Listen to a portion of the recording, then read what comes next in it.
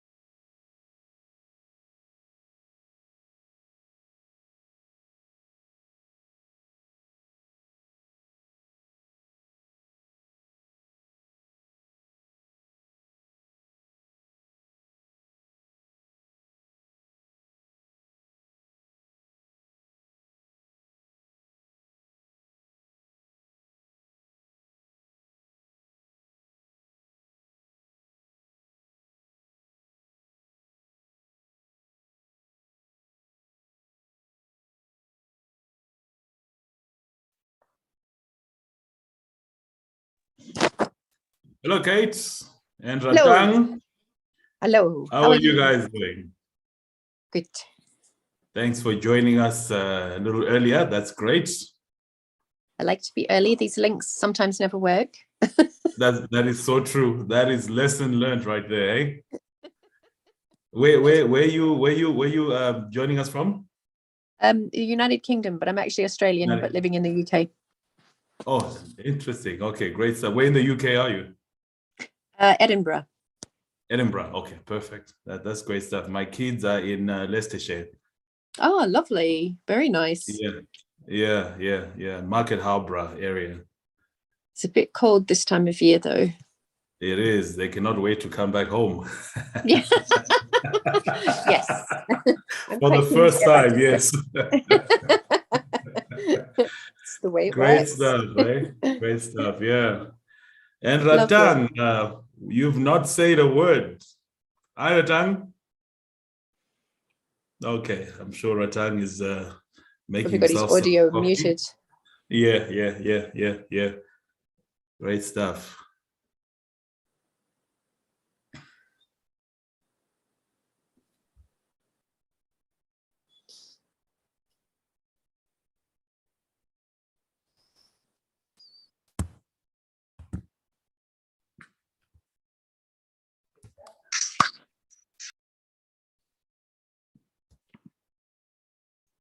Welcome, Melissa.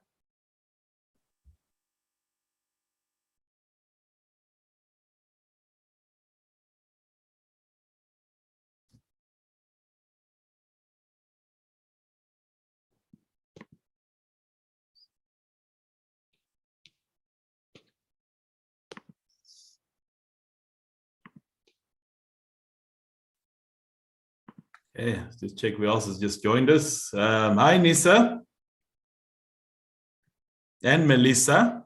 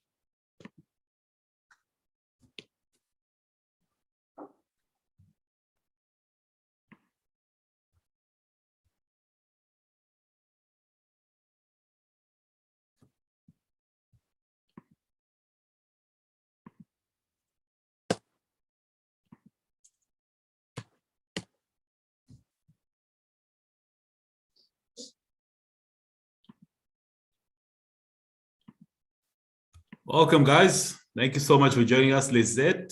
See you there. Is it Javier or Javier? How do you pronounce your name? Javier, or is it Javier? Javier, creo. Javier. Okay, excellent. Welcome. Thank you so much for joining us.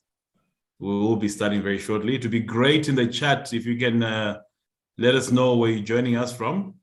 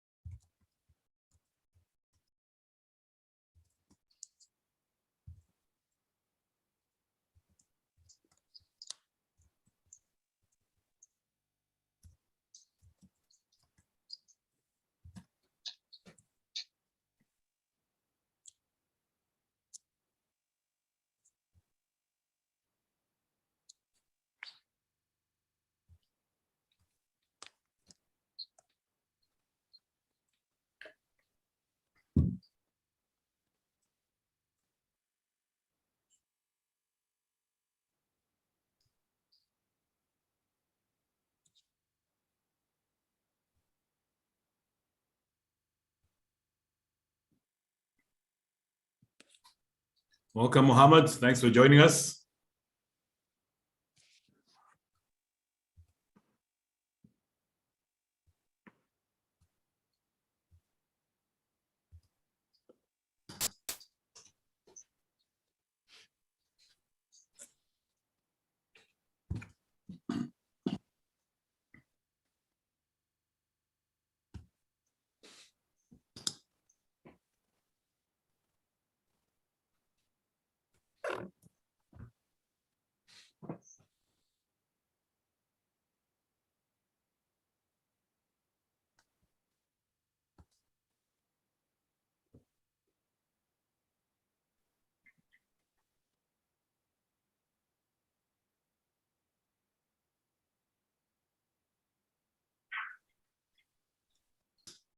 Hello, good afternoon.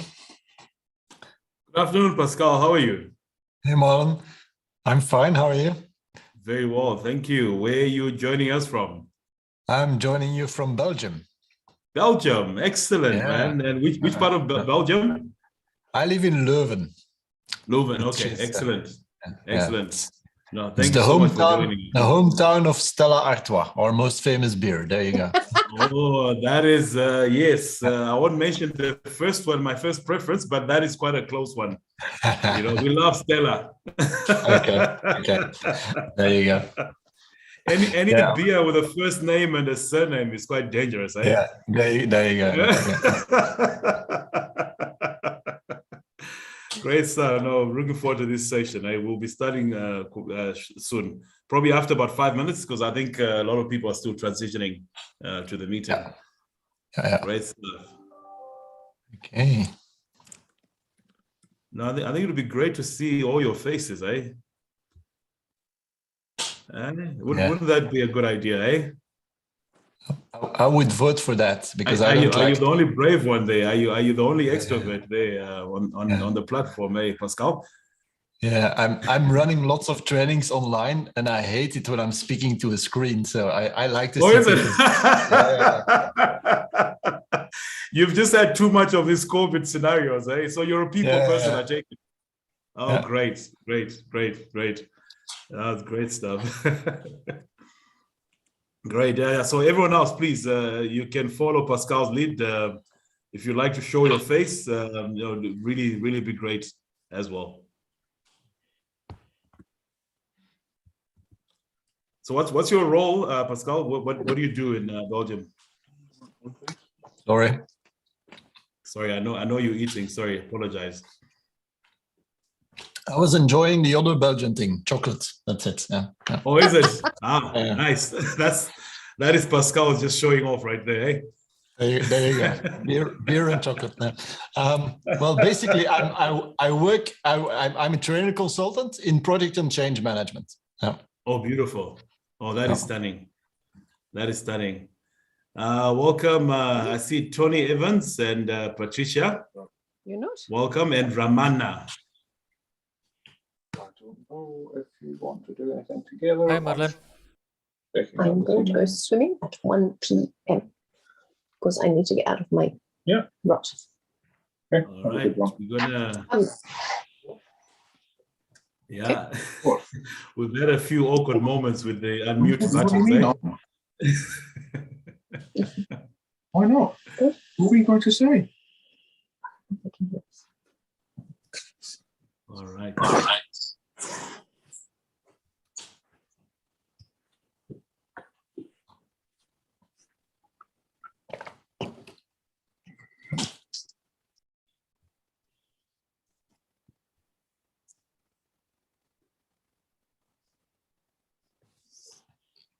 Great. I see more people joining in now. Hello, Tino, Tsuro, Millicent. We haven't heard from you. Kamo, welcome. Of course you do. Great stuff. No, welcome. Thank you. I think we'll just give 2 more minutes and we start exactly at 5 past. Whatever time zone you're in. Yeah, we'll start in about 2 minutes.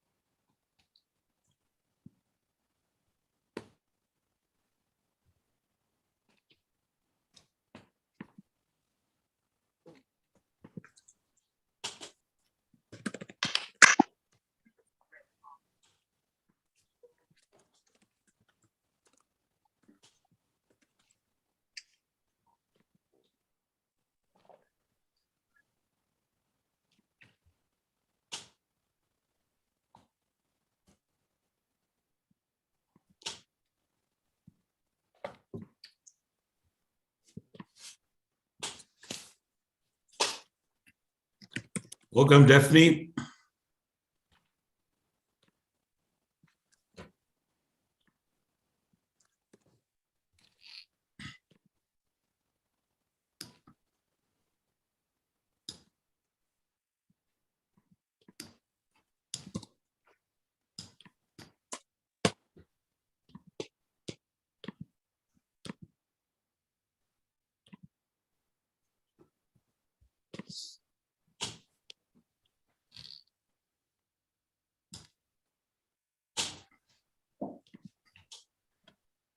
We're filling up the room just on time, eh? Let's let a few more people in.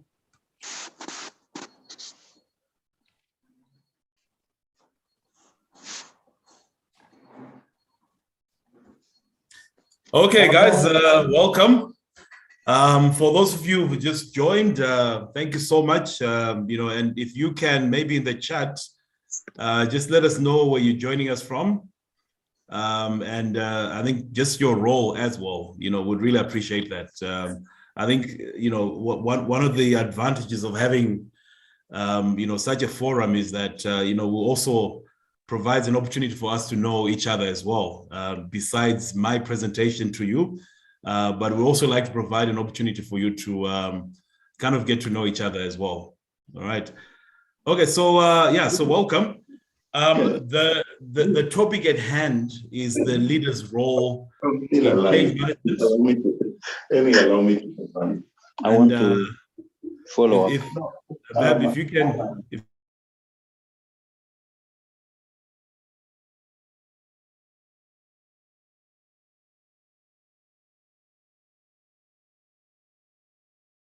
Marlon, please, you have to mute your microphone. All right. Okay. Here we go. I think you are unmuted, including myself as well. Thanks for that, Vicente. All right. Am I clear? Can you all hear me? Yes. Okay. Perfect. Great stuff. Okay. So the reason why this, I think, particular topic is very important is that I think we have not really extrapolated the role of the, of leadership in the process of change management. We know that, for example, when we talk about culture enablement, the role of change leaders cannot be, understated. And also, I think with regards to the whole change journey, the role of change leaders is very important. And it's also something that we take for granted that, people who are in a leadership position know how to lead change. So I'll be taking you through a presentation, that just focuses on that, give you a few tips, ideas. And during this presentation, obviously, we'd like to hear from you, some of your experiences as well. I think this is a shared learning platform. So as much as I'll be proposing some slides, some insights, I would also like to extend that to you and, kind of give us your views as well as we go on with the presentation. So just to, I think just to kick off the presentation, to introduce ourselves, we are from the Human Change Management Institute. We're looking after the EMEA side of things. But as a whole, we've got 30 training centers across 5 continents. We have in our training in the past few years, we have interacted with about over 1,300 organizations. We have also trained over 6,000, project managers, change consultants, human capital experts. We are a qualified education provider from the Association of Change Management Practitioners. The courses that we run, so we run 3 courses. The first one is of which when you sign up for both of them. We've got the practitioner, HCMBOK certification, and then we've got the expert professional. And then recently we've just introduced HCMBOK to Agile, which we started rolling out as well. So glad that, we are making this presence, and we hope to hear from you after the presentation. So the question is, why should leaders talk about change management? I started hinting at that, some aspects of that. And I'd like to use this as a starting point. I think most leaders, when you look at them from a project environment setup, you find that their focus primarily, traditionally rather, was on budget, cost, time. And then after a while, they realize that there is that element of the stakeholder that they need to include, along with these three. So stakeholder management has become quite critical. And I think the whole change journey has become quite relevant for any project lead. And that's why we need to now start talking about change leadership in particular. All right, so there was some research done, Gartner in 2013, and this research shows that change leadership is the most powerful change lever that any organization has. In the research that was done in 2013, they realized that the better the leadership quality in terms of leading projects, the better the realization of the projected benefits. So some of the findings, they looked at about 450 organizations. So some of the key findings that stood out that speak to the subject at hand is that 93% stated, high caliber change leadership was a prerequisite of successful change. And only 37%, disappointingly so, realized that lack of it significantly impacted program success. And only 24% stated that it was in place before project started. So I guess that kind of tells us that we need to be a little bit more proactive about defining the role of change leadership. When we set about any intervention, whether it be a project or transformation activity within the workplace. All right, so let me just get rid of this floating, I cannot see, let me just hide my floating buttons right here. We also get to realize that, when you look at the current environment, in terms of expectations of IT project professionals, it has gone beyond, just the technical proficiency.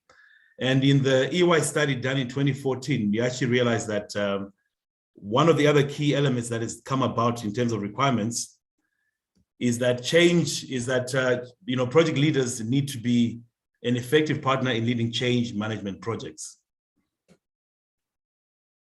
All right. But however, kind of getting this skill, it's not an easy one. And some exercises, some projects that I've been on, you find that it becomes like a once-off exercise. It's something we speak about at the beginning.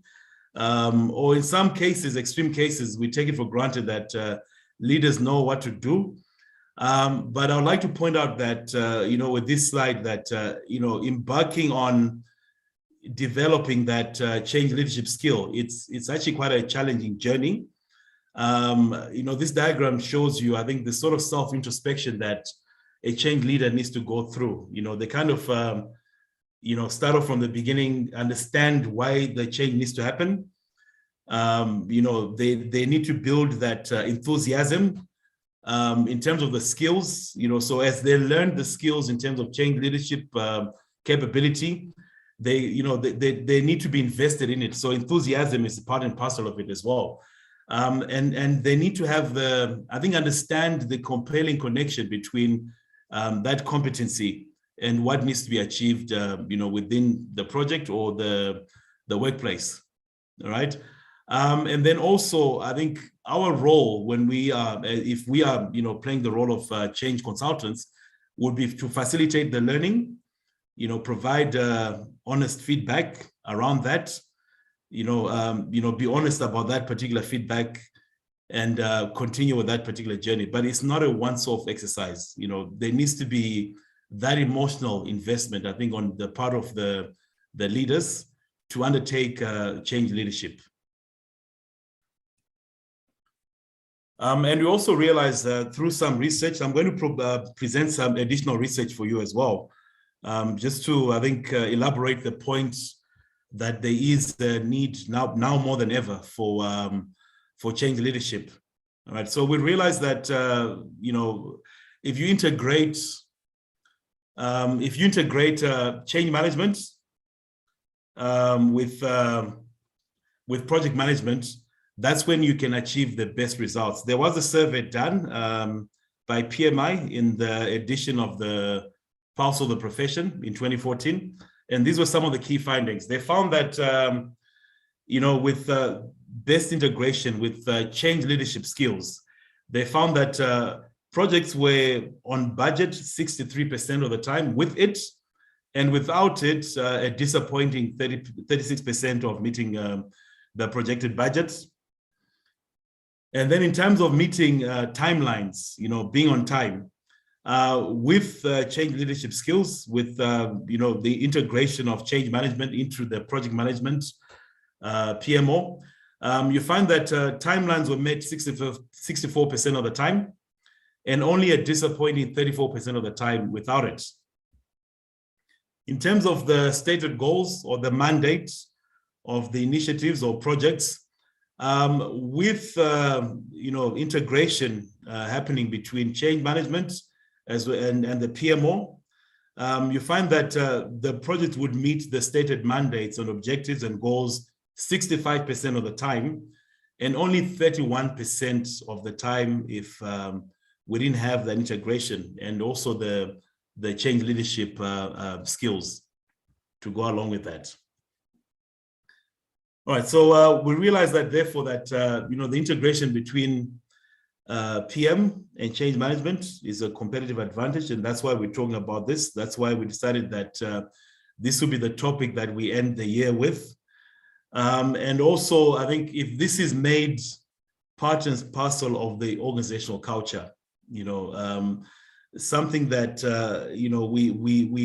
we heavily invest in as our values and part of our behaviors, this becomes a real competitive advantage for most organizations.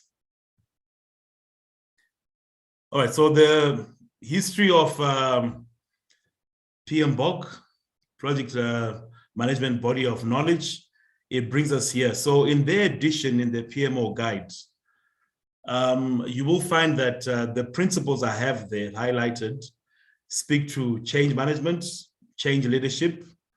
The second one, building a culture of accountability and respect, engagement stakeholders, motivating, influencing, coaching and learning, enabling change to achieve the envisioned future state. These are things that we will extend on as we continue with the presentation. But as you can see, even the project management body of knowledge, PMBOK, it has actually, I think this was a 2021 edition of the PMBOK guide, where I think there was more of an insistence around, the need to integrate change management and project management. And for us, I think the need to actually grow the change leadership skills that we are talking about. All right. And then we'll also realize that, some of the skills required, to prepare for the envisioned future state for any project, they speak to us embracing, change leadership. I'll just highlight a few of those bullet points right there. So we need a structured approach to change, to help, helps individuals rather. So a structured approach to change helps individuals, groups, and the organization transition from the current state to a desired state. All right. And change can originate from internal, influences or external influences. And enabling change can be challenging as not all stakeholders embrace the change. All right. And I'll just go on to the last one. Stakeholder engagement and motivational approaches assist in change adoption. All right, so when you look at the envisioned future state, when you're transitioning an organization or a project, I think this kind of points out at the insistence around, the need to understand change at the top. All right, I would welcome any comments as I present to you. And Vicente, if you can maybe highlight some key comments that comes from there as well. All right, so we know that I think right now, this is something that we're now very familiar with. we experiencing the agile, liquid simultaneous changes happening. And I think the pandemic kind of made this even worse. The need to be lean, mean, kind of not be tied up by frameworks, etc. This is the current environment that we are dealing with. And if you look at just how change is management is going on. Quarter's research has showed us that only 30% of the change programs succeed. So this is part of the reason why we need to pay attention to, I think, one of the greatest levers that we have in terms of the change management journey, and that is the change leaders. All right, so I think it's quite important. I know most of you on the platform, change management consultants, human capital experts, but for those of you, who've not delved into the origins of change management, I thought I would kind of give you an overview of, where change management journey started, so that we can, help you contextualize, all of you have a common platform, a common point of departure, if I can say so. So just to talk about the origins of change management, we've got the first generation, and the first generation is represented by Kurt Lewin. That's an American-German psychologist. He proposed that there are 3 stages to change. First stage is to unfreeze the change, break down what you need to change to its basic elements. And then the second stage is to, act on the change, make the change happen. And then the last stage being refreeze the change, and that is to make the change stick. Obviously, there are some limitations of this, but there are still influences around that particular approach. And then we all know John Kotter, 8 stages. He proposed the 8-stage approach to change management, getting buy-in, going all the way through to impacting on the change. And then we know Darrell Connor. He spoke about the need to manage the speed of change. So, do you apply, he realized that if you apply too much pressure in creating change, it might be a little bit too much, and you need to balance it. If you apply too little pressure again, you might not get the desired effect in terms of change. So he spoke about managing the speed of the change. And I think in this modern day, we talk about, especially in the HCMBOK language, we speak about minimal change, versus maximal sustainable change. So they make up part of what we call the first generation of change management. Obviously had an influence in the second generation. The second generation was led by, academic experts, as well as the big 5, as you know them, your Deloitte's, KPMG's, Ernst & Young's. And they kind of came up with models around change management. But I'm sure you all appreciate that, the sort of language that came about there was really for change management specialists. And if you're coming in from a project management environment, grasping that terminology was a little bit difficult. And there would be a separation between change management and project management. And the language quite hermetic. And it was quite prescriptive. So it prescribed what to do quite a great deal. And I'm sure some of you who use that would appreciate that it came up with a lot of, templates. It was template heavy, as well as prescribing what to do. And some of you who have used the second generation approaches, I'm sure your experiences were, how do you connect to the overall project benefits or the strategic elements of the project? So quite frustrating. And then there was a need to talk around, the need to make this more simple. The need to make change management something that could be understood by all people, can be applied by all people, is quite practical, and not only prescribes what to do, but how to do. And that's when human change management came in as well. So HCMBOK is part and parcel of that particular journey of the third generation. We had the PMI formally acknowledging at this stage, 2013, that change management is a critical journey in any project management initiative.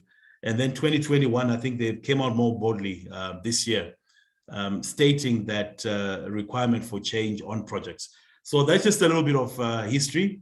I think important to lay, I think, the groundwork in understanding the subject at hand.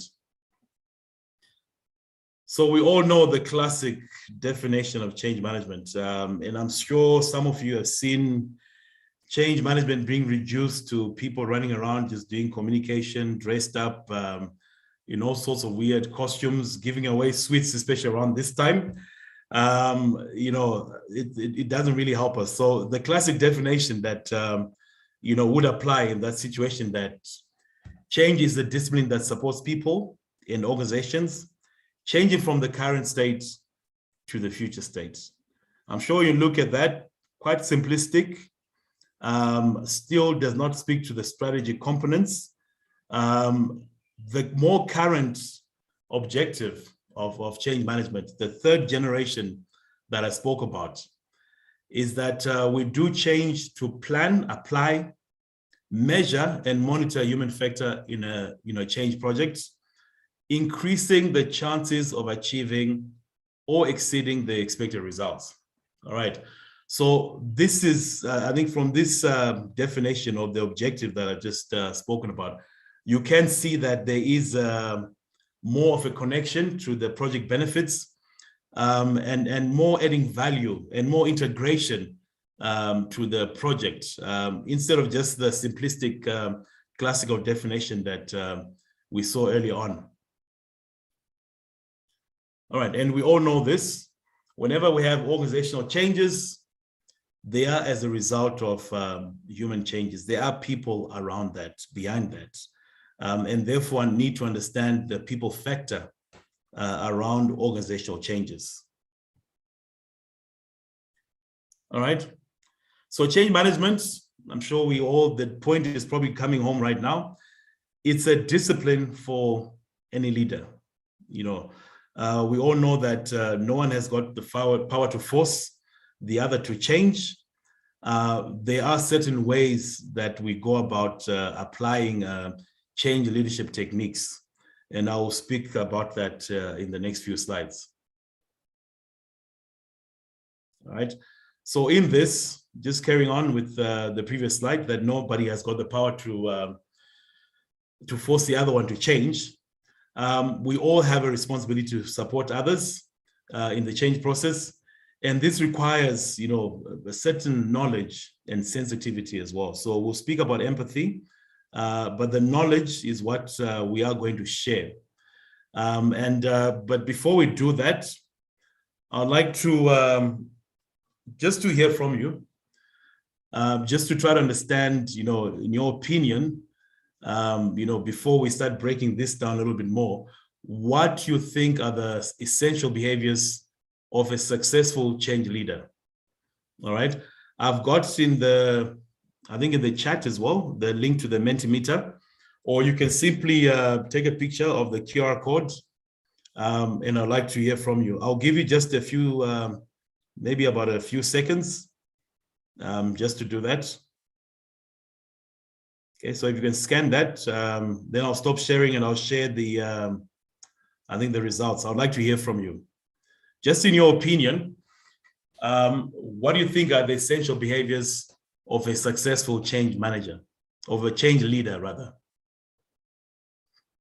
Okay, do you all have that? Just check the chat.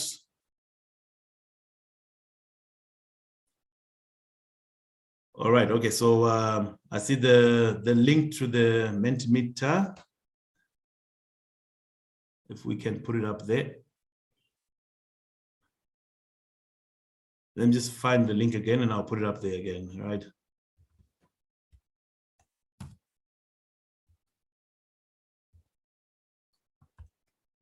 All right, here we go.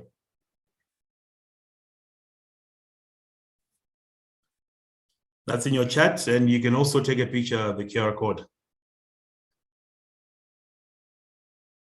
Just give you a few more seconds.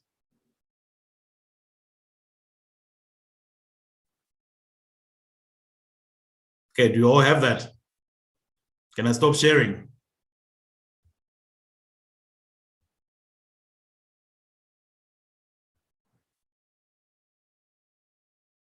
Okay, here we go.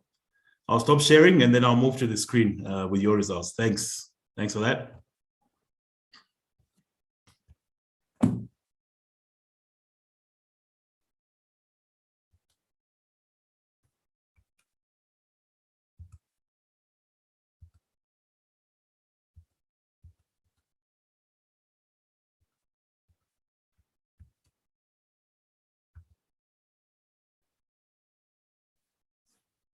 Okay.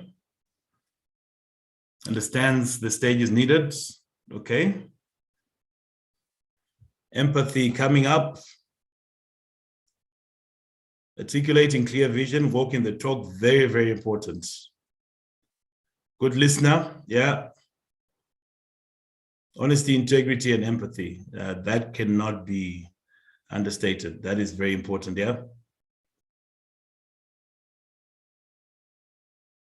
Patience, emotional intelligence, active visible leadership. Yeah, we've got quite a few coming up. Good listener, yeah. Open-minded. Managing the art of change. All right, I like that. People leadership as opposed to science of the change. All right. Inspiration coming up again.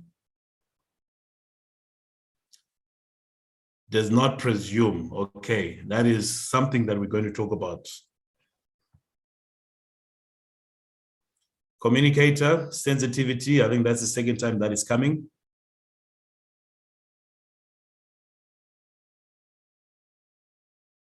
Sensitivity again. Just have a see if I've missed out anything. So patience. Okay. All right. Okay, so I'm glad I'm with the right audience here today. You guys know exactly what the role requires. Can analyze stakeholders. You need to have an understanding of your stakeholder groupings. Definitely. Continuous learning mentality. Yeah, it's not a once-off journey. Systematic. All right. Great stuff. I'll just wait for another minute to hear from all of you.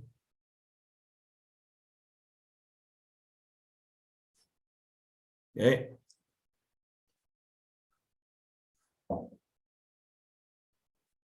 All right. I'll stop sharing again. Continuous learning mentality. Okay. Able to bring out the best. Okay, Kate, you didn't go to the Mentimeter, but I like that. All right, so yeah, so I think we all have a very good idea of, what is important. I'm going to delve a little bit more into, just an extension, I think what most of you put up there. But I see there are a few more, some themes are more common than others, like empathy, listening, the art of listening. I just wonder about the art of the science, or is it the art of change? All right. I don't know who that was. The art of change. All right. So we see quite a few common themes arising from there. I'm going to put up my presentation once more. If you just give me a second.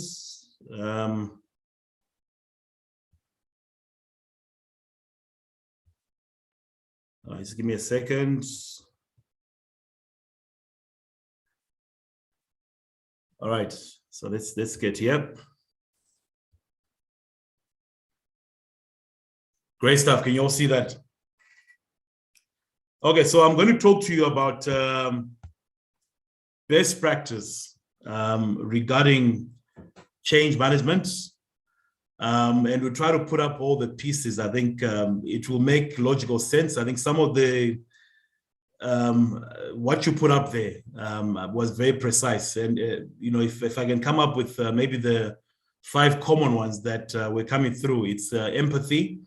Empathy is part of sensitivity as well.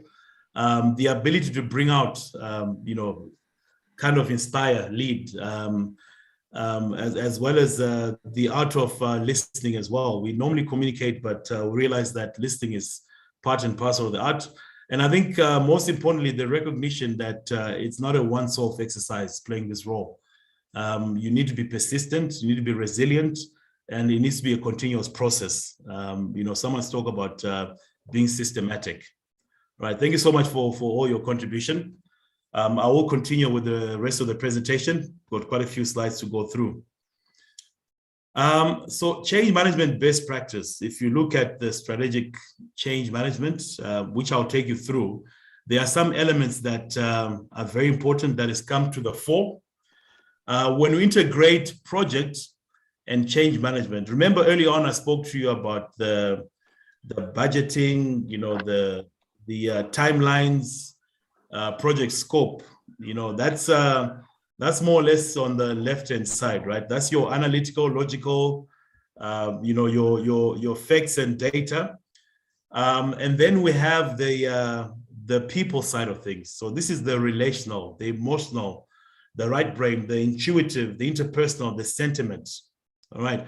So combined together, these make up, what change leadership is all about and what it should be all about. So we're not neglecting the traditional, concept, but we are suggesting that there needs to be a proper integration with the people side of things, because that has become more and more important. I'm sure you'd appreciate of any leadership position. All right. So after all, when does a project end? Should have been one of those that I would have wanted to ask in the Mentimeter as well. Okay, so we all know that a project is a temporary effort to create a unique, product, service, or an exclusive result. So by being temporary, it indicates that there's a definite and beginning and an end as well. So we say that, a project ends, the end is reached when the objectives have been reached, or when they will not be reached or cannot be achieved. And the project is terminated when it's no longer necessary. All right. So that's also within the HCMBOK 5th edition. And that is by definition what we mean, when a project ends. We all know that we've all seen this diagram, illustrating the change journey. We know that change is a journey. We need to, when we talk about change leadership, it needs to be seen as such as well, as per my previous diagram. We know that when we start off a project, when we start implementation, especially, we have a valley of despair, where everything looks pretty gloomy. All right. Just to note right there, our role as change practitioners is to kind of control that valley of despair, how low it goes down. It's inevitable, it will happen. So that's something that we need to communicate to the projects out there. And we know that things start getting better as we close a project. We soon start realizing the benefits. The benefits come after closing, and then the performance gets to be more or less like what we projected in our business case at the beginning of the project. All right, so we expect obviously performance to be much better, and the role of the change leader is around change sustainability. So many projects have been left after closing without necessarily giving time and investing time and resources around the change sustainability. So this is what we call the production, if you use PMBOK language or HCMBOK language, or post-implementation stage. So change sustainability is very important. And that is also where you will find these particular stakeholders come into play. So who drives the change sustainability? We've got HR, human capital, human resources. They are part of the change enablement. They make the change stick. The PMO, that's the same thing as well. So they need to be part and parcel of that post-implementation journey. Project managers, change managers, the leaders of the business areas, as well as the change management office. All right. So when we close a project, these are some of the players that we need to kind of map out the journey, post-project implementation. And you can see our leaders also playing a role in that as well. All right, so on linear projects, you're going to find that there'll be some elements, that will, irrespective of where we are on the project, whether it's the start of the project, production, there will be some activities that will carry on throughout, the change journey. So some of those planning, managing communication, creating team spirit, making reinforcement dynamics, participatory processes, conflict resolution, creativity, innovation, and stakeholder engagement. All right. And if we look at our change leaders, you see that they have quite a hectic role to play right there, right? So I think, again, this kind of illustrates the point that it's not a once-off journey. So on linear projects, you find that this continues, right throughout, from the beginning right up to the end of the project, including production. Production is your post-implementation project stages, just for information. All right. And then also in structured into, when we talk about the structured macro activities, so these are activities that happen, which are phase specific. So there will be activities that are around initiating and planning that we need to look at, acquisition, etc. You'll still get that role of change leaders within that. And one of those which make up a critical part of the change management strategic plan. Sorry, I'm just going to look at the chat for now. All right, it's just comments. Okay, thank you. So one of the key ones, when you come up with your change management strategic plan, especially in the beginning, is around sponsorship. All right, therein lies the role of the change leaders once more. And I'm going to talk about that a little bit, extend a little bit on that.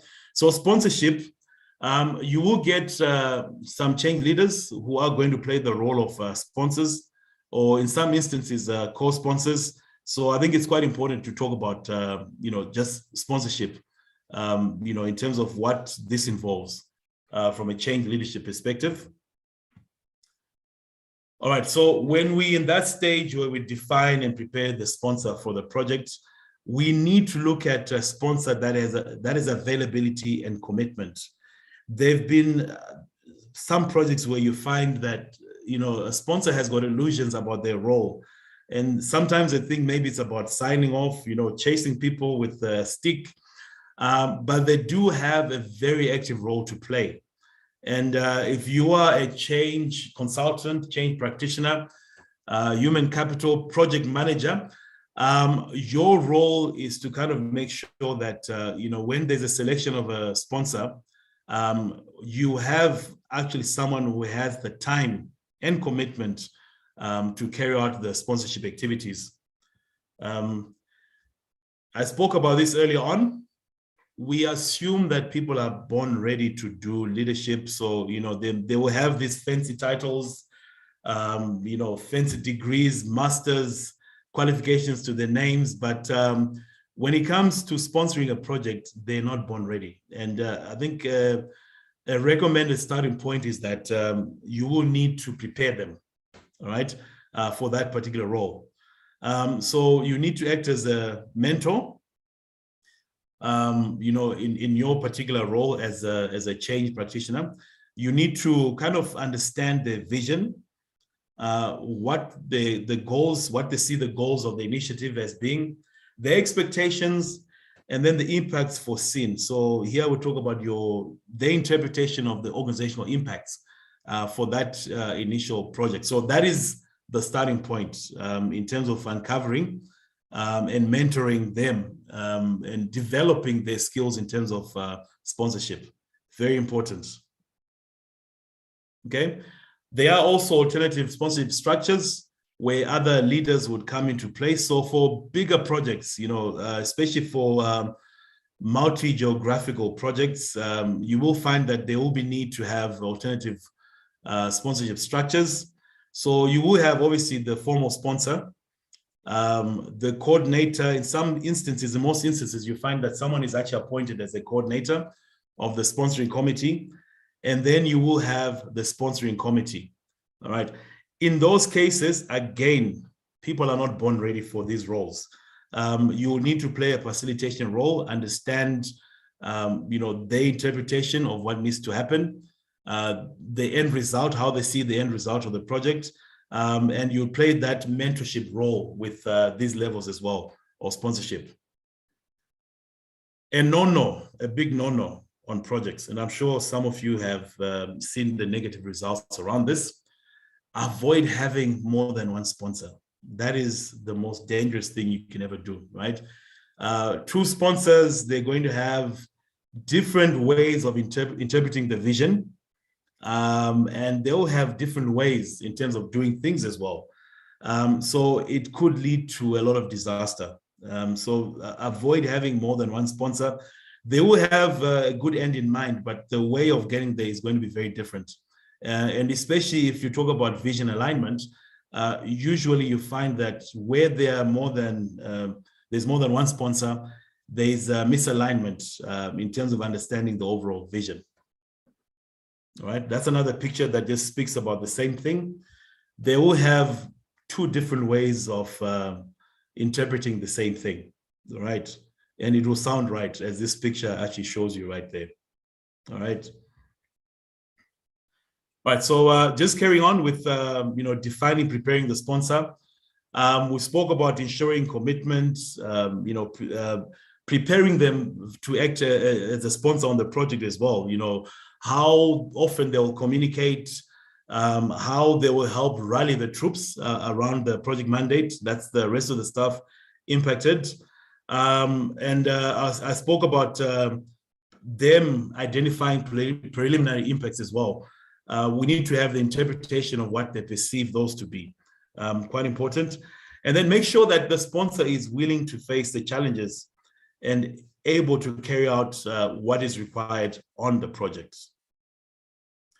All right, I'll not go into this, but this is just to illustrate to you that when you look at the strategic dimensions of change management, this is, when you do your change management plan, these are some of the things that should be existing within it, which is around your change strategy.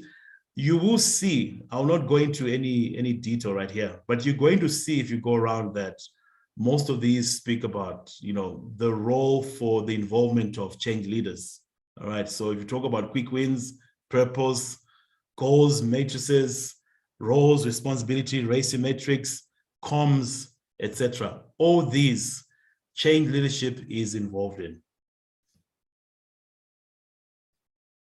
All right, so we all know that whenever you introduce, projects, there's going to be need for engagement, right? Need to touch base with different stakeholders. And you're also going to get that, project will introduce changes, which in turn will also bring about, antagonism. And we'll need to have some techniques in terms of handling the antagonists, those that are not supporting the project, some influential, some not, but we need to have a purposeful approach in terms of antagonism management, because most projects, when you introduce changes, there will be antagonism that will take place. All right, so we will grow the engagement and also reduce the antagonism, and there will be techniques around that. All right, and I don't know if you've ever come across that the sense of loss, the perception of loss that most individuals go through when you are changing things as a result of a project kind of outweigh, they outweigh the benefits, I don't know if any of you have come across that. So, most people I find on projects, they almost get blinded and in not understanding what the benefits are, because their perception of what they're losing is much greater, I don't know whether it's my experience or has everyone else ever come across that? All right. So before we start realizing those benefits, that perception of loss is way bigger than, understanding of what could possibly affect us in a positive manner. So something to note right there. And then some greatest barriers to change. You've all been through this. It's fear and psychological security. So we need to make sure that, where the anxiety, we need to get to the deep cause of it, what the anxiety is all about. In some cases, it may require just communication, all right? And in the case of where we need to establish psychological security, I'll speak around, let's say, seconded resources. If you have seconded resources working on a project and they do not understand what their life after the project is going to be, you're going to have psychological insecurity, So it's the same thing even with the staff members that are impacted on any project. We need to manage. These are the greatest barriers to any change that you may come across. And then we also know ego, right? Ego struggles for power, status, personal agendas. It also kicks in. That is also, those ones are also some of the barriers that, will not make change stick. All right. So what I'm going to share with you is just some of the best practices around how to handle that. Methodologies and tools that, we need to, introspect around when we are faced with those barriers of change that I've just gone through. All right, I have an image right here. All right, you're getting your ultimate product, which is bread. You get what goes into it, your flour, wheat. There's some missing ingredients right there. Like your salt, maybe butter, etc. Now, what this diagram says is that, as you transform and you go through a change journey, right? Your staff members represent the ingredients of the ultimate journey, what you are leading to, the ultimate product, the end result, that business case that we speak about at the beginning of the project. Your staff represent the different ingredients or elements that need to go into that journey, right? The role of the leader is to understand that it will not be an easy exercise, So you can imagine you are the wheat that has to be ground into, into that powder right there. That I think this kind of represents the change journey that most staff go through, right? There will be pain, the fear, the anxieties, the loss. Whilst they're being transformed, a true leader will keep, will keep perspective of the ultimate journey and kind of guide people through that particular journey, and not become part and parcel of the, the pain process themselves. So that they understand that, they will have an understanding of the ultimate goal, which is the transformed state. All right. In this case, that transformed state is represented by the bread, the ultimate product right there. So you can imagine if the ingredients are your staff members, the pain they go through. And I think also very important for the change leader to understand that maybe putting too much force as well, would lead to burnt bread or would not achieve the expected results. So this diagram, quite important for me. I think it kind of represents that change journey. And a true leader would keep perspective of the ultimate end goal. And by the end, when it's all done, I'm sure everyone will look back and say, wow, this was worth it. But we all know, as I illustrated in the diagram before, that getting the benefits, it only kicks in a little bit later on, when there's clarity around what we were working for.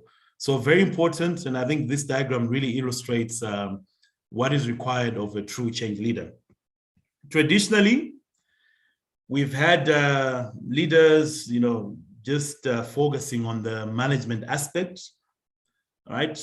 Which is really, talking about things to do with budget planning, and budget management, managing people, following processes, templates, methods, methodologies, and then controlling and troubleshooting. All right. So if you were to be the change leader that we spoke about in the illustration, the bread illustration that I gave early on, there will be components that you need to make part and parcel of your journey. Okay, so this is best practice change leadership. You need to be part and parcel of establishing vision and providing direction, right? You need to be part and parcel of aligning people, different personalities, different teams that you need to integrate with. And then you also need to be responsible for creating the right levels of team spirit. We speak about team morale, how we cooperate, how we co-create. It's all part of that creation of the good team spirit. And then motivating and inspiring people as well. Under pressure, kind of sharing that ultimate price with the rest of the staff. I think very, very important. So we need to take cognizance of that. I'm just going to pause a little bit, just have a look at what is in the chat, if there's anything I need to respond to. Okay, I like that, Tony Evans. There's a parallel in the lost stage. Yeah, and you're sharing the stages of grief. Yeah. All right, Tino Tsuro, thank you so much for that. Appreciate that.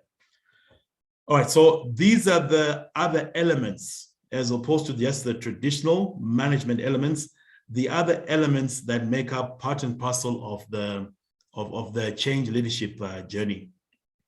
All right, the other one we had started talking about early on is the ability to act as a sponsor of the changes. All right. So, you should be that kind of individual that people would like to follow, lead by example, walk the talk. You also need to have availability and commitment to see the changes through as well. And you get the respect of everyone on the ground. All right. So it doesn't matter what you say. That's the saying right there. It's what you do. There's another saying that almost comes to mind. I think it was Kavi who says that who you are shouts so loudly, I cannot hear what you say about yourself. All right. So walk the talk. If you are not buying into a certain mandate or a project or a vision, your staff members are pretty sharp. They can see that through you. All right. So it's what you do that matters. And you need to be able to take that leadership role and demonstrate and live the values of what you are putting in place. All right. And then some of the things that, we need to undertake. This comes from Simon Sinek, quite popular, starting with the why. Communicate the drivers of the change, explain the bigger picture, right? Start off with the why, and then you move on to the what, and then you move on to the how. All right, I'm sure you've all come across this. So very important, I think the bigger picture, why are we doing this? And what we all going to be doing as part and parcel of this journey, and how. So very important to communicate that as part and parcel of the change leadership capability. And then the need to communicate the evolution of the changes continuously. So, there's always a requirement. I think maybe there's too much pressure that comes to change leaders at the start of projects. They get asked, tell us the complete picture. Tell us what it's going to look like. But I think it's quite important to communicate that, some of the information will reveal itself as you go on with any particular project, and communicate that evolution and kind of put the point across that, it's not a once-off process. When you're going on a journey of transforming, of changing, it's not a once-off process. So you need to equally be able to communicate and capture that evolution as well, as part and parcel of what you do. All right, so this was a survey done. I think this was a PMA survey in 2013. They found that, the most common problem on projects, these are projects for organizations, that earn between 500 million and 1 billion a year, they found that the most common problem is to do with communication. So communication, accounts for 86% of the problems, that exist regarding projects. So lack of it, mixed messaging, not consistent enough, or in some cases, where people are not telling the truth about the changes that are going to happen.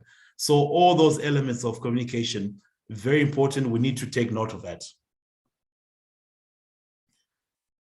All right. So one point I like to communicate is that, we take it that when we have informed that, we've actually communicated, that is not the case. Communication, two-way process, right? We need to be able to build in feedback. I've got a little video that I'd like to play for you to illustrate the point. Please let me know that if the sound is fine. All right, here we go. Fall, and it'll be an exercise in building trust between one another. So Harrison, if you don't mind going first, step up here on this chair and close your eyes. All right, and then everybody fill in, and we're going to ask you to fall, and then they will catch you. So you have to trust us. I'm going to count to 3. Just relax and fall. Okay? 1, 2, 3. No, wait, no! Poor guy, hey? That's all. All right, so I think maybe just reflect a little bit here. What are some of the lessons you pick up from that? All right. We can put in the chat. All right, so very important. Informing is not communicating. There needs to be a feedback mechanism built into that as well. You need to hear what the other party says. So yeah, this is what happens when it's just one way and you inform. All right. Great stuff. So just on, we still continue with managing stakeholder engagement. We're going to talk about communication. So when we manage communication, we need to, we obviously come up with a plan right at the beginning. Do not be held captive by that plan. There will be need, and it always happens. There is need to pay attention to the unplanned communication. We call it the extraordinary, planned, the formal, and the informal communication as well. So as the project rolls down, as we go along the project cycle, there will be need to fill in some communication gaps. You will pick them up by doing walkabouts. You will pick them up by getting that feedback.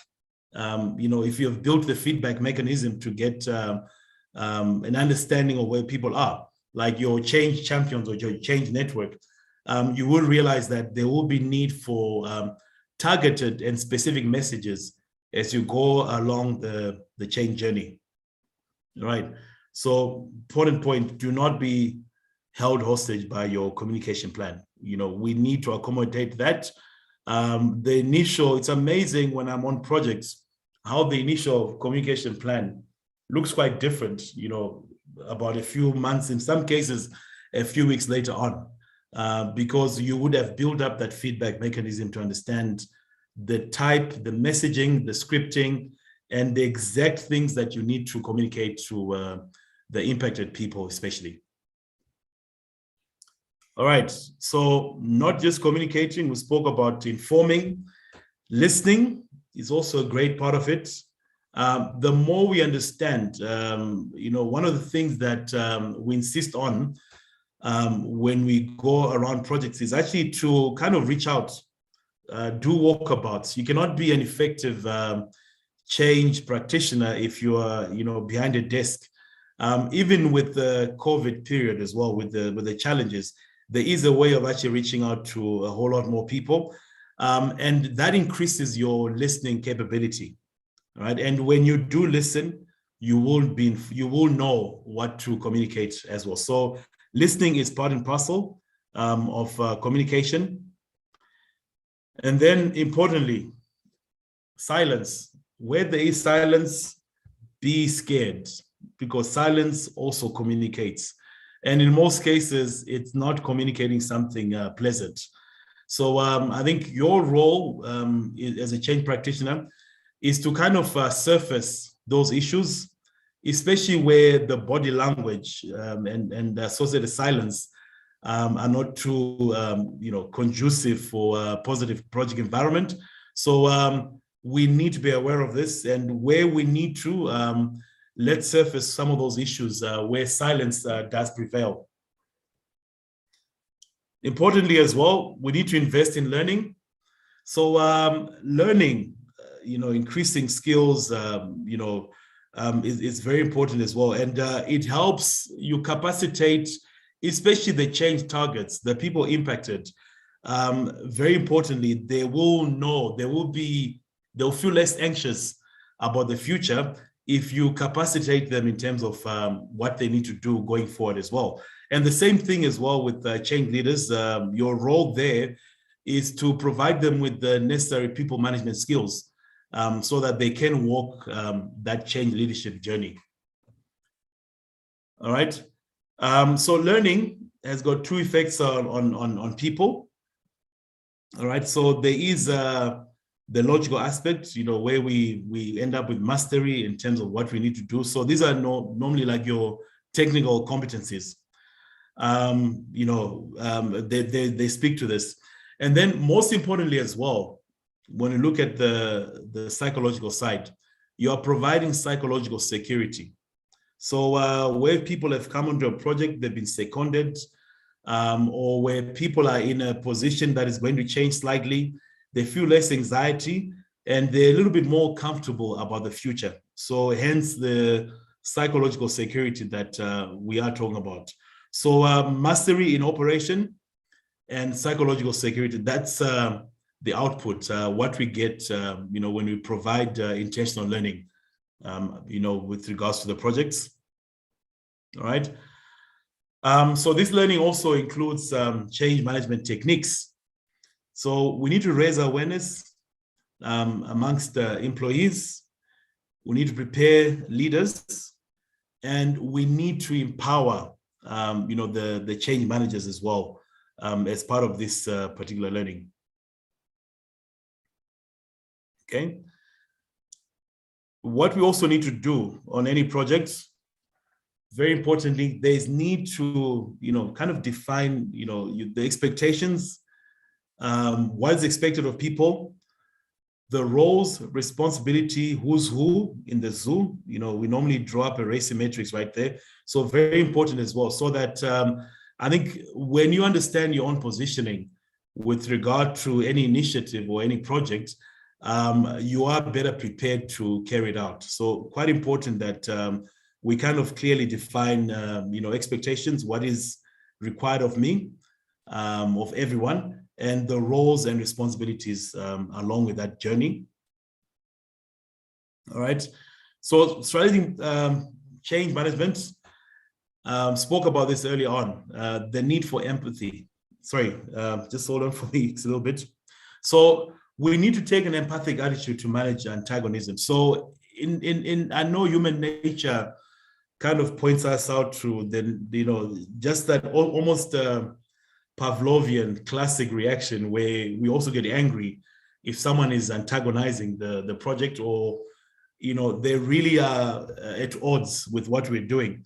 So we need to kind of take a step back right there and take look at it from an empathic attitude, and that way you will have better success in managing any antagonism that you may come across.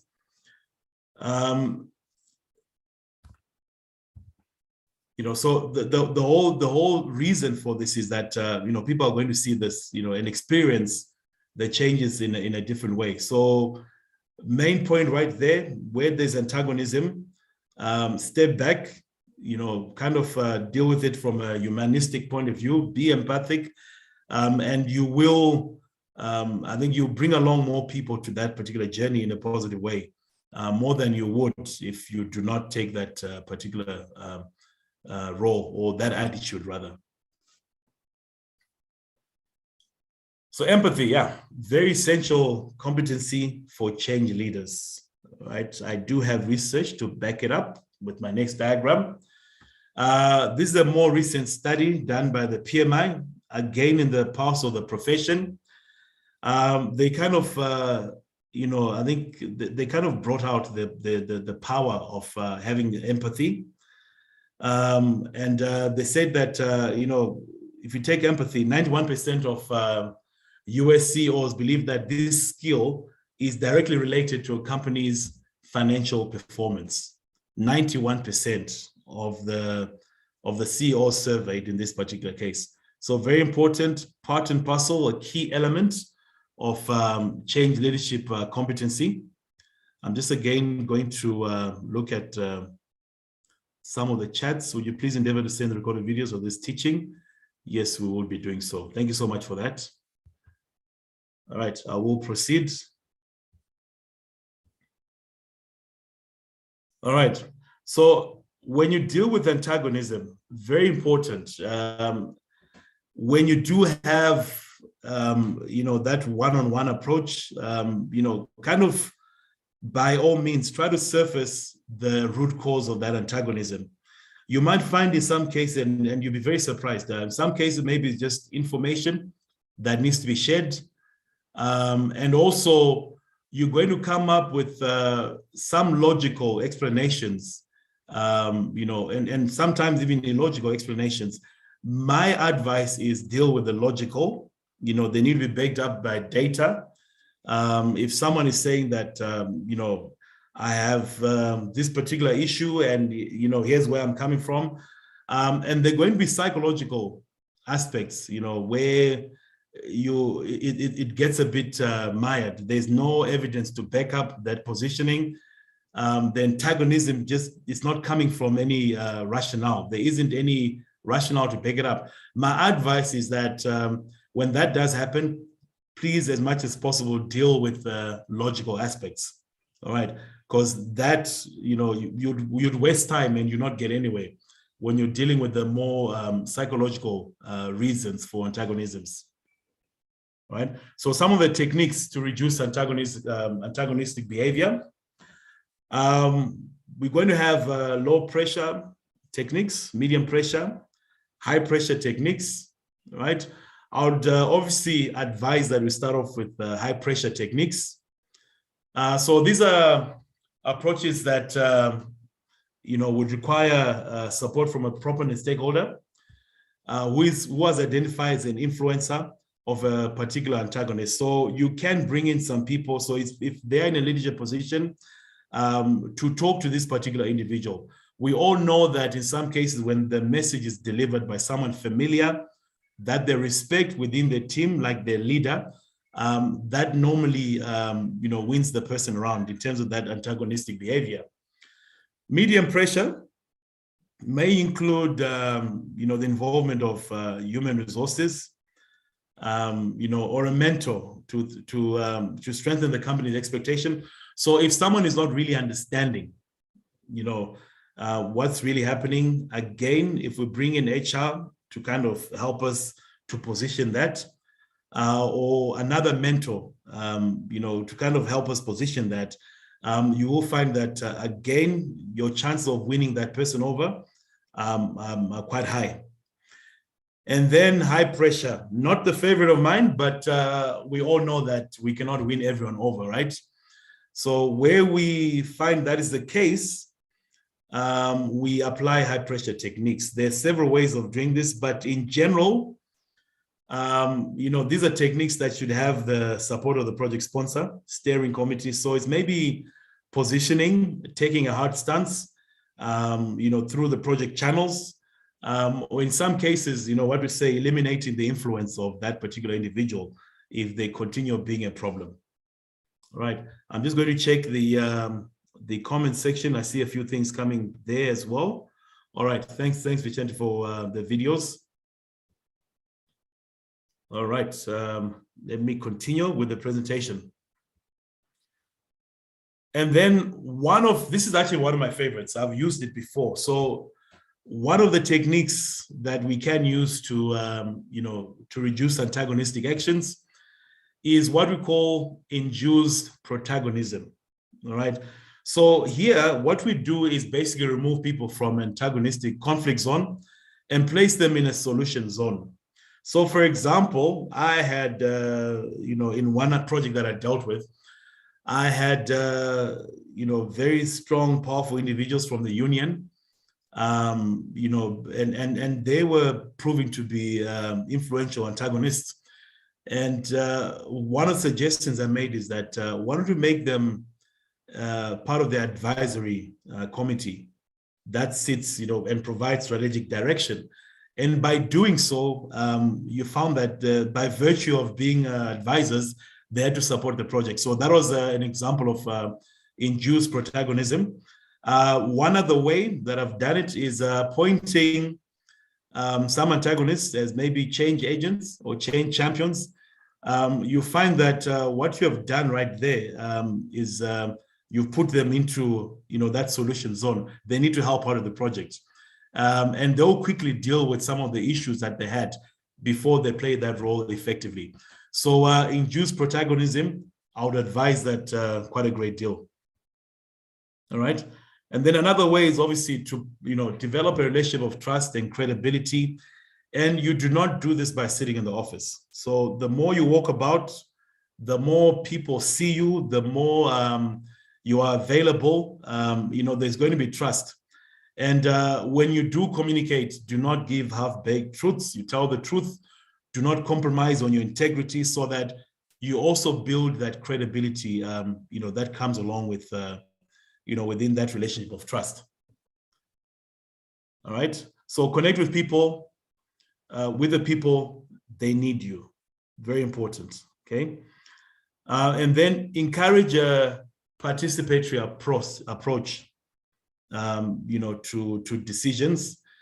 You will find that where you have imposed changes and you've not listened to the other party or included them in the conversations, where you have imposed changes, you're going to get, what we call presentism. All right.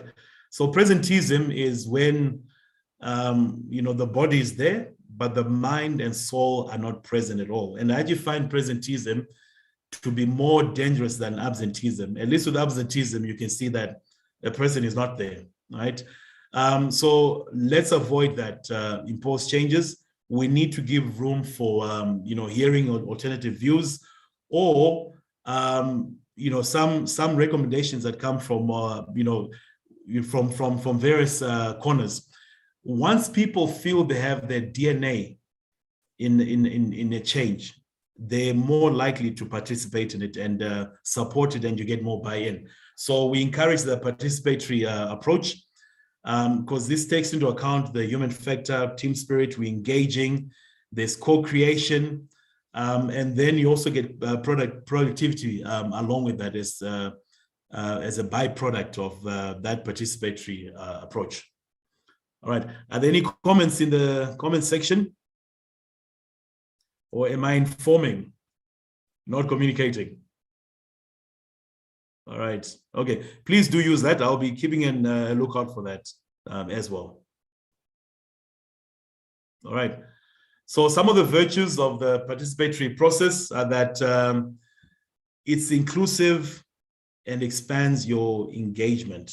And we all know that when people have are engaged, their DNA, they feel part and parcel of it, they're more willing to support the change more than go against it. All right. Still with antagonism factors, how we manage them. There's also need to, kind of make a split between what is engagement, what are the engagement factors, what rallies people around, and what are some of the antagonism factors. The approach is that we'd recommend is that, when you have made that understanding and you split up the engagement factors from the antagonism factors, you maximize on that, you grow on that, you take advantage of that to your benefit as much as possible. And then the antagonism, you mitigate, as we have suggested early on, or you eliminate. So the pressure techniques will probably allude to more elimination than anything else. All right. Thank you. All right. I see a comment. All right. Thank you, Pascal. Really appreciate that. All right. So one of the, I find this is one of those activities that, as a change leader, you need to take note of from the beginning to the end. And that is creativity and innovation. So you need to be able to create, to stimulate that creativity and innovation. There are some companies that we've dealt with within the region, worldwide as well. You find that, where the, people are, don't have the threat or have room to be innovative, the tenure at the company it's amazing. They last longer. Loyalty, company, amazing. They look forward to going to work. So it's quite important that as part and parcel of what the change leader needs to know is how do you ensure that you create that environment where there's creativity and innovation. All right. And something that will probably blow your mind away. Let me show you this next slide. All right. So just give me a second. Okay. All right. Do you know that we are all born creative? All right. So this is a study done by Land and Jarman in 1992. That's the Breakpoint and Beyond, Mastering the Future. So they did a study and they kind of came up with these findings. They've been proven to be true for, with other follow-up studies. So they found that, from when we are born up to the age of 5 years, we have 98% creativity. We're very creative. Our minds are running wild. We have this amazing concept that exists in our heads. And then when we turn 10, we only have retained 30% of that creativity. All right. And from the age of about 15, we have maybe about retention of 12% of that. And then here's what happens in our adult life. Can you see this? How tragic is this? When we reach about 25, we only retain about 2% of that creativity. Does that surprise you? All right. Any surprises there? Does anyone amongst you think that maybe they are, maybe in the 12% now? Okay. No surprise. Those of you who have kids, I'm sure you realize that amazing what happens. I had a video I was going to show you. It's a popular video. I'm not going to show you, but I'm sure you've all seen it, where they did an experiment where kids were looking at, what do you call it? It's not a dishwasher. Dishwasher or something like that. Yeah. Where they looked through it and they realized that it's amazing what kids think of. And the common thing that they captured there was that kids, when they look at that, especially from the age of 5 going down, they imagine they're in space, right? They're all this, they're floating through, they're an astronaut, and they're seeing all these things as the, what do you call it? The clothing washer. I don't have the term for it. I'm thinking dishwasher. Okay. But as soon as it's spinning, they're seeing all this, they enter space. So we have a great deal of that. And the good news I have for you is that we can grow that creativity. Yes. Not washing machine. Thank you very much, Tony. My goodness. You can see that was something I have been using quite a bit. So washing machine, yes, that's it. Thank you so much, Tony. Yeah. So the good news is that we can grow it. I think there was a saying that creativity is like it's like a beard. You can grow it. So some of the elements that need to be in place for us to grow that creativity are as follows. All right, here we go. All right. So an environment that allows for, the stimulation of creativity, innovation, has the following elements. There's freedom of expression. People within that area or the team can talk without fear.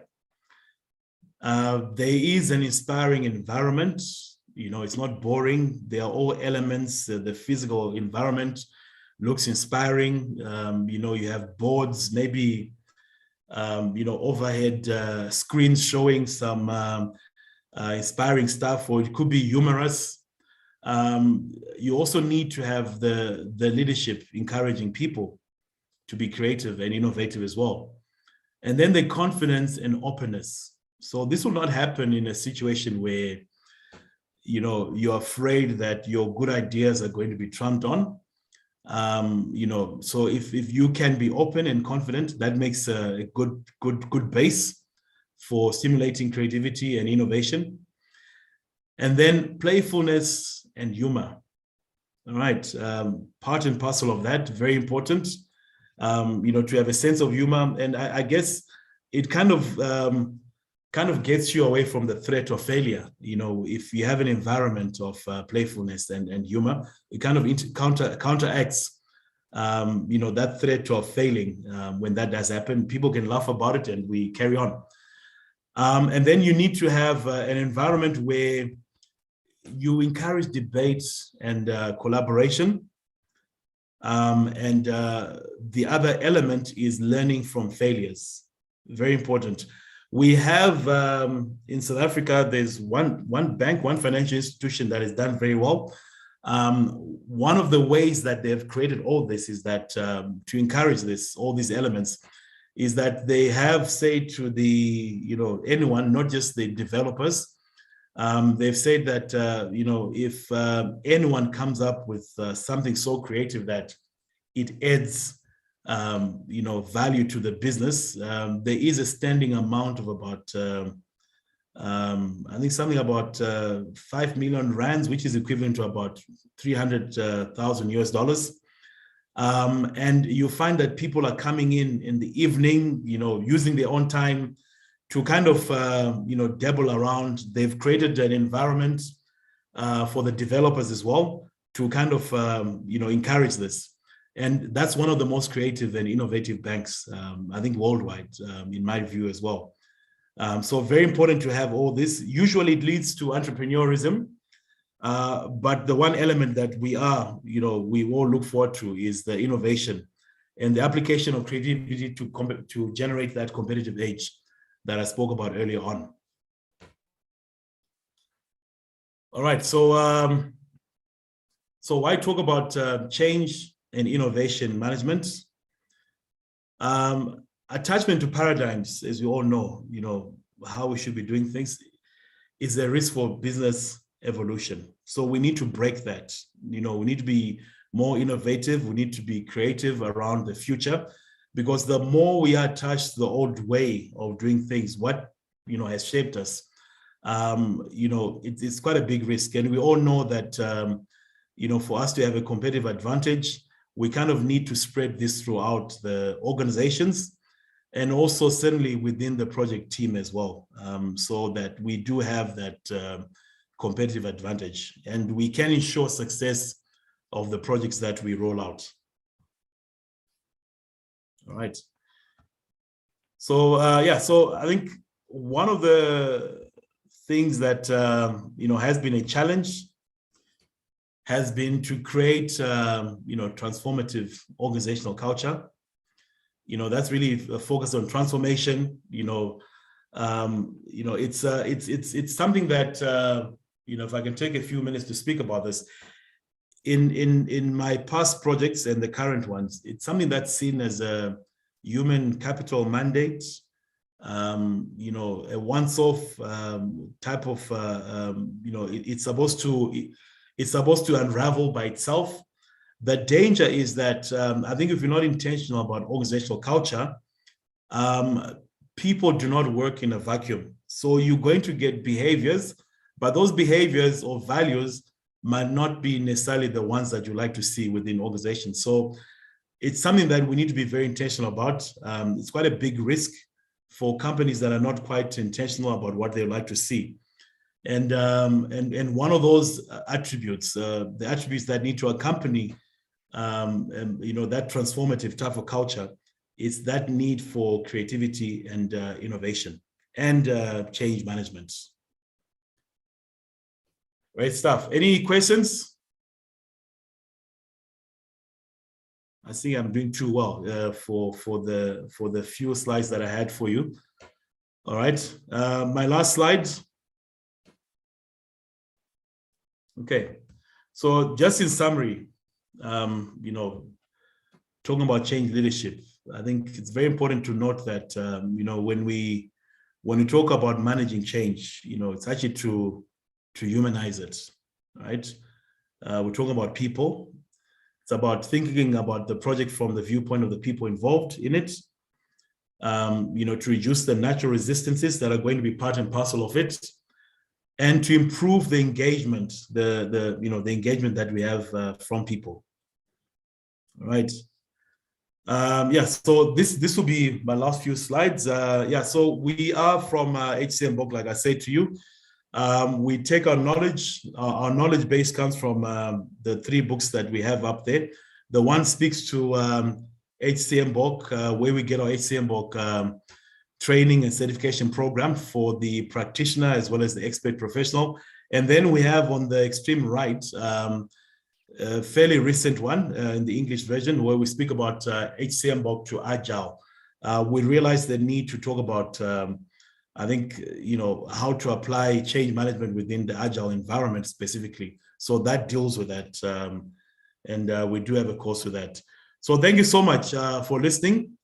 I would now love to unshare and share some of your experiences from what I've presented. Would that be all right? Okay. All right, so I'm just looking at Pascal. You made a comment. Can you expand on the Agile and how it is different? Okay. All right, Tony, you've got a question. You got a hand up. I'll come to you, Pascal. Yes, Tony, you can go ahead. Do you want to go ahead and answer Pascal's question first of all? I've got something totally different. So please go ahead with Pascal. Okay. So you're going to find that when you go through in an Agile project environment, you're going to go through things. Stand-ups are happening almost daily. There is a need for change management to respond, to the iteration nature of a stand-up or product development. So you will find that there will be some static change management activities that happen maybe at when you conceptualize the project, things like maybe formalizing the sponsor, coming up with a communication plan, and there are going to be some hybrid activities that need to happen with the iteration processes. So you'll be required to go up and down, apply your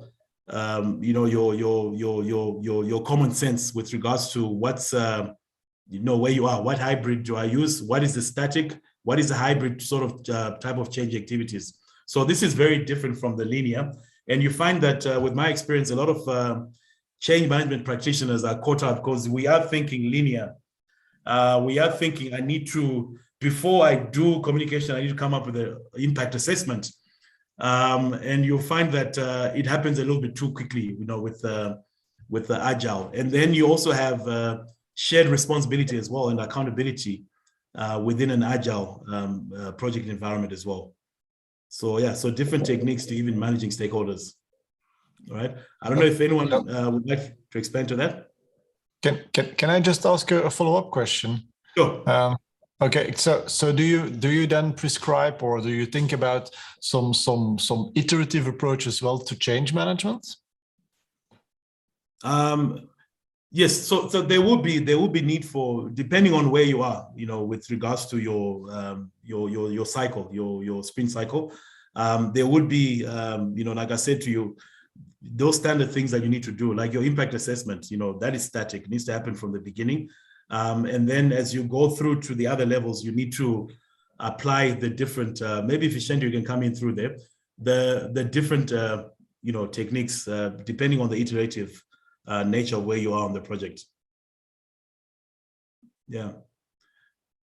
Would you like to expand on that, Vicente?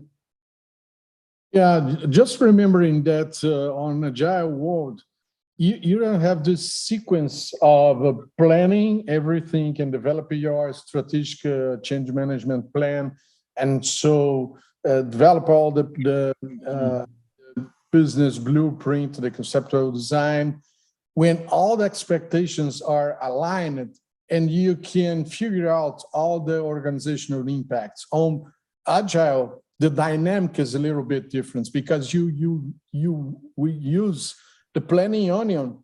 First, you plan the product or the project. So that's why some static activities such as define and prepare the sponsor, define the purpose of the project, and so on. And the dynamic activities will be much more interactive during the development cycles of each interaction, of each release. So you don't have just one implementation. Actually, you have a vision and you will implement it from one step to another. So this is the world of unpredictability. You don't know exactly what you will do. You have to learn by doing and doing by learn. In the entire process, you have the dynamic of interaction of the change manager with people is a little bit different, because including the stress curve is a little bit different, because you don't have one implementation, you will have a lot of different implementation, one implementation per release.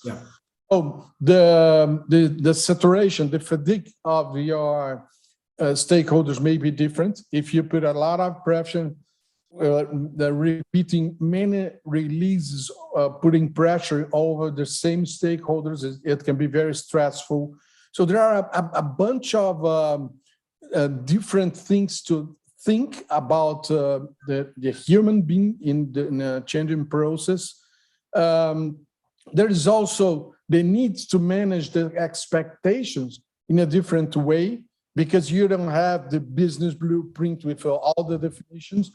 And in some case, you will elaborate a hypothesis, you will develop it, you look for feedback, and this entire hypothesis can be discarded. And so if you don't approve it, this part of this release or part of this interaction, you have to manage the expectation of your stakeholders, because they were expecting for something that will not happen. So this interaction between change managers, sponsors are much more intensive, and it's not easy. Actually, I would say that change management in Agile world is much more related to interactions, much more than prepare PowerPoints or Excel, because you don't have enough that. You have to, for instance, identify an organization impact and deal with it immediately, because you are close to implement the release.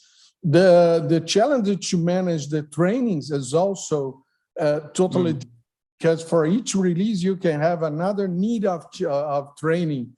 So I would say that based on values of Agile Manifest, individuals and interactions more than a process and tools.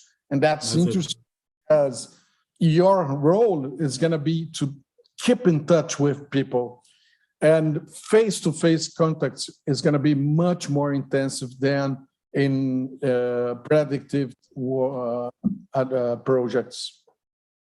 That's it. All right. No, thank you so much for that, Richard. All right. So, Pascal, are you fine with that? All right. Thanks a lot, Tony. If I could have your contribution. Thanks, Marlon. Firstly, thank you for the session. Thanks for sharing your knowledge. That was great. I've got a couple of questions, if you don't mind, just to see if you've got any thoughts on this. Cultural differences. So, for example, Hofstede's cultural dimensions, how countries are very different, leading change in different cultures if you've got any comments on that. And the other is generational. Different ages, the baby boomers want something very different from the Zoomers or the Gen Yers. Like, any thoughts or comments on either cultural dimensions or age dimensions would be really useful if you don't mind. All right. So just a comment on, I think for the first time in a long time, we've got about 5 generations operating within the same space. So within the workplace, you've got all 5. It's never happened before, in a long time. So that speaks to the pace of the change as well. The different stakeholders that we need to manage within the workplace, and it actually makes things a little bit more complicated. So when I look at age, and then the other factor, though, my other comment regarding age is that it has been always assumed that when you roll out initiative, the older generation adapts a little bit later on, but you'll be surprised that that has nothing to do with age. So if you look at your, is it the diffusion theory, your early adapters, your initiators, early adapters, etc., your late adapters, you find that spread is got nothing to do with age, and I was quite surprised with some of the projects that I came with that mindset. And I'll really be surprised with regards to adoption of new innovations. So I find that with regards to age, I haven't really felt in my past experiences much of a difference. However, with regards to culture, that's a little bit different. So we've worked across Africa, we've worked in the Arab world, we've worked internationally as well. And I think what one needs to do, my advice, I actually had a session I did last week where I spoke about just the cultural dynamics from an African perspective.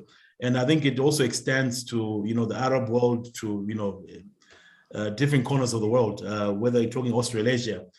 There will be some fundamental characteristics, with how things are done. Within, especially when you're taking people along that change journey, that you need to be aware of. You need to you kind of need to immerse yourself and kind of need to understand. So, for example, rolling out a project, even in Africa, it's quite different. In different cultures as well.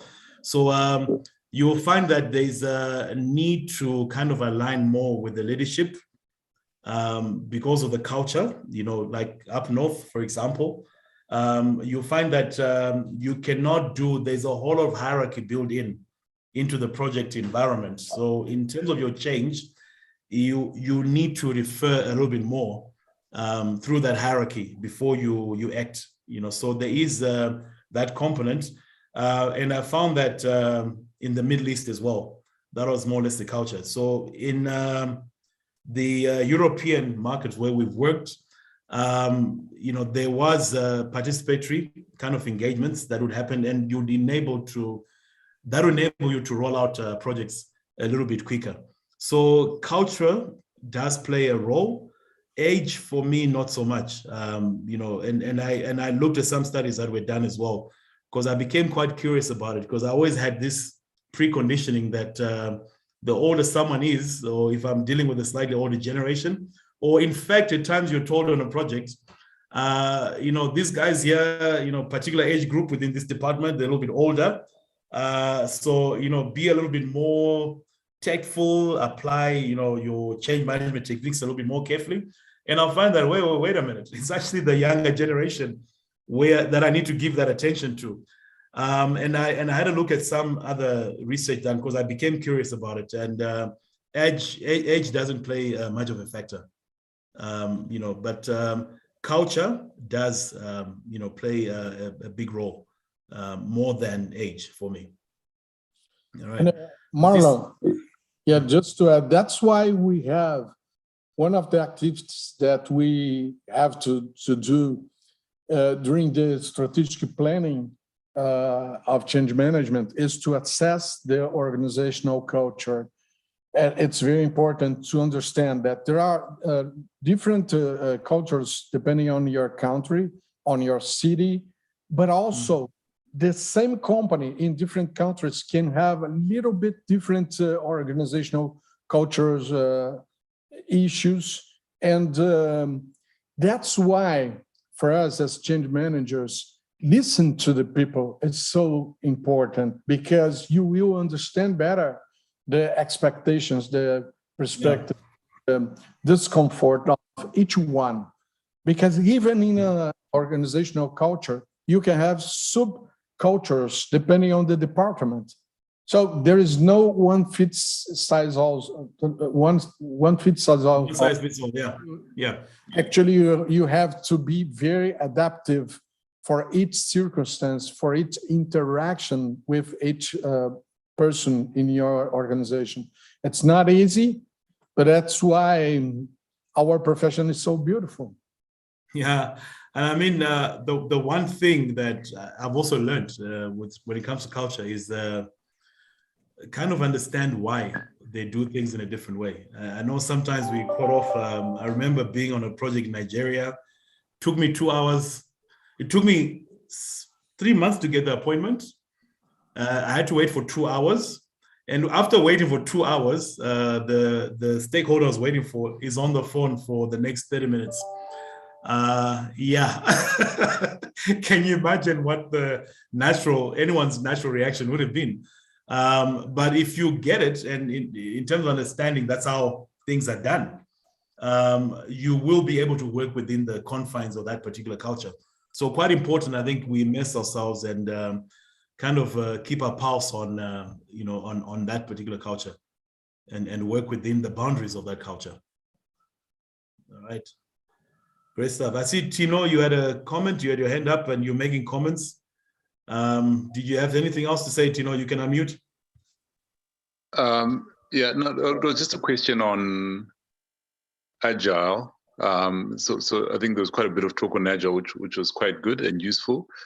But I was just wondering, does it change depending on the reason for Agile? So for example, your whole environment could be stable, but you choose to use an Agile delivery method. Whereas sometimes you're forced into Agile because everything has been upset, everything has changed quickly, and the whole situation has become volatile. So you don't even have time for, engaging your sponsors and all that. So for example, with COVID, there's some organizations that had to move rapidly, either change what they're manufacturing, what they're delivering, or just how they're doing things. So in that case, it's sort of been forced on you as opposed to a group of people sitting down and deciding, do we go waterfall or do we go Agile? So I guess my question was, if the environment has forced Agile onto you, as the environment has changed so fast, therefore you're forced to respond in an Agile manner, does that make a difference to the change management concepts you've been describing? Yeah, so just to respond to that, you only apply Agile for complex projects. So where you get, so those Agile, typical Agile project is where you have to, kind of probe, respond, kind of, you understand where you need to go to, but you have to do probing, responding to kind of get a way of getting there. So it will not be that obvious in terms of that. So Agile approach, the best guideline I can give you is that, where you get complex projects. I don't know if you've come across that Canavin model, but anyway, it's a whole different topic altogether. But my advice is where it's complex, that's when you use the Agile approach. So Agile approach is not for any project. It's not for the waterfall, for the linear. It's just for the complex projects. Oh, okay. Yeah, I was thinking, so I think where I was coming from is, if you think of the concept of VUCA, where it can either be, volatile, uncertainty, complexity, or ambiguity, which means you're right, complexity is one of those 4 factors. Yeah, complexity. So are you saying for the other 3 factors, you wouldn't use Agile? Or? No, I wouldn't. No. I mean, if the project there's got that. So, is it VUCA that you're speaking about? I think would form part and parcel of that, where you need to use the Agile approach. Yeah. All right. Okay. All right. Okay. Thank you. All right. Great stuff. And yeah, thanks for that. Don't confuse agile with flexibility. Yeah, we do have that. Flexibility on waterfall projects. They're now agile. Yes, I've actually come across that quite a great deal. Thanks for that. All right. Any other comments? I'm glad we left a little bit more time for for interaction. Any other comments? David, how are you doing? And Joy. All right. I'm well, thanks. How are you? I'm very well, thank you. Great stuff. Thanks for joining us once more. Any comments from your side? No. Great session this afternoon. Thank you so much for sharing. And again, just brushing up on the change management techniques. So thank you. All right. No, I really appreciate that. No, thank you so much for that. Great stuff. Okay, so I'm also available on LinkedIn. I would love to connect with all of you. So if you can send me a LinkedIn request, I really appreciate that. All right. Great stuff. Vishad, I don't think there are any other comments. Anything you'd like to say, last word? No, just thank you very much. You can download this presentation. I put the link here in the chat. And keep following us in social medias, because we'll have more and more to share in the future. And thank you very much for attending this section. All right. Thank you, guys. Thank you for your time. Cheers, then. I'll just wait until the last one of you drops off, okay? Right. Thank you. Bye-bye. Cheers, Pascal. Thank you. Okay, then. Good stuff.